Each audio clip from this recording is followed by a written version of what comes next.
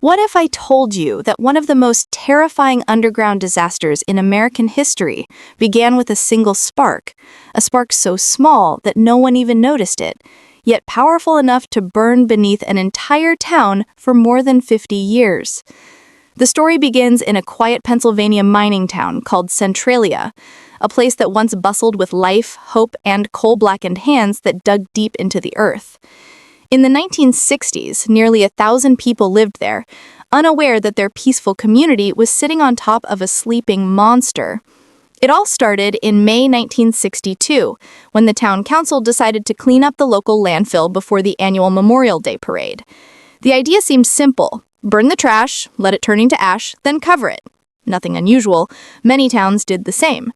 But Centralia's landfill was different. It was built inside an old abandoned strip mine pit that connected to a vast maze of underground coal tunnels.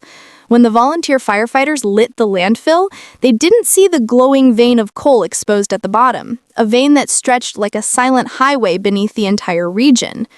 The fire crackled, hissed, and died down. Everyone thought the job was done, but deep below the surface, the flames had found a path. Slowly, almost gently, the fire crawled into an open seam of anthracite coal, and once the coal caught fire, it became unstoppable.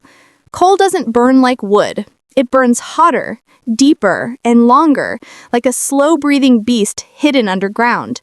And by the time anyone realized what had happened, the fire had already begun its descent into the town's forgotten mining tunnels. At first, the townspeople barely noticed anything strange. A faint smell of smoke here, a warm patch of ground there, nothing alarming.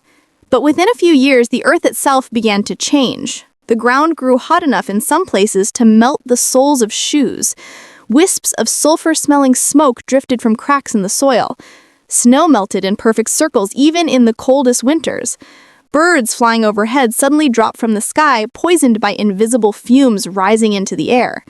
People didn't know it yet, but carbon monoxide was seeping through the ground like an invisible ghost.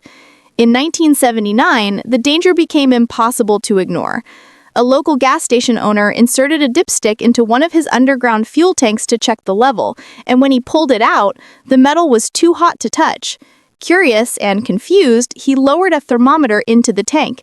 The reading shot past 170 degrees Fahrenheit or 77 degrees Celsius. That was the moment Centralia realized the fire was directly beneath them. But the most terrifying moment came in 1981. It was a cold February evening when 12-year-old Todd Domboski ran outside to play in his grandmother's backyard. The snow-covered ground looked solid, but beneath it, the earth was hollowing out. Todd took a step, and the ground collapsed beneath him, opening a steaming 150-foot deep sinkhole. He fell in, grabbing onto a surviving tree root with both hands as poisonous fumes rose around him. His cousin heard him scream and managed to pull him out just before he slipped deeper into the deadly pit. When rescue crews arrived and tested the air inside the hole, they discovered that the levels of carbon monoxide were so high, a single deep breath could have been fatal. After that, the government could no longer pretend the problem would go away on its own. Experts attempted to seal the fire by pumping sand and clay into the mines. They drilled boreholes to map the fire's spread, but what they found shocked them. It was much larger than anyone thought. The underground fire had become a labyrinth of flames, spreading faster than expected and reaching depths impossible to control. Some estimated it had already traveled miles beyond Centralia. Others believed it might burn for another 200 years. In the 1980s, the federal government made a decision no one wanted to hear. Centralia was too dangerous to save.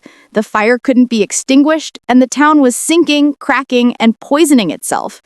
The government allocated millions to buy out the residents and relocate them. Families who had lived there for generations packed up their memories and left behind houses that had once been filled with laughter. The buildings were demolished one by one, roads split open with the heat beneath, and sidewalks buckled as tree roots baked underground. But not everyone wanted to leave. A handful of stubborn residents, many elderly, refused to abandon the place they had always called home. They fought legal battles for years, claiming the fire wasn't a threat to them personally. Eventually, the government allowed them to stay for the remainder of their lives, with the agreement that once they passed away, their homes would revert to the state. Today, just a few houses remain, sitting quietly above the still burning earth. By the 1990s and early 2000s, Centralia became something else, an eerie ghost town that attracted tourists, urban explorers, and thrill seekers. One of its most famous landmarks was Graffiti Highway, an abandoned stretch of Route 61 that split open from the heat beneath.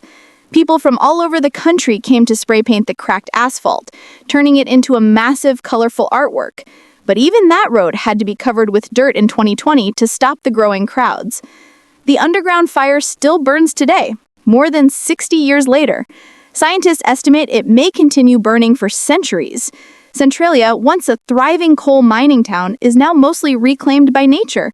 Trees grow where houses once stood, roads lead to nowhere, mailboxes sit in front of empty lots, and beneath it all, the fire continues its slow, relentless crawl through the earth, hidden but alive.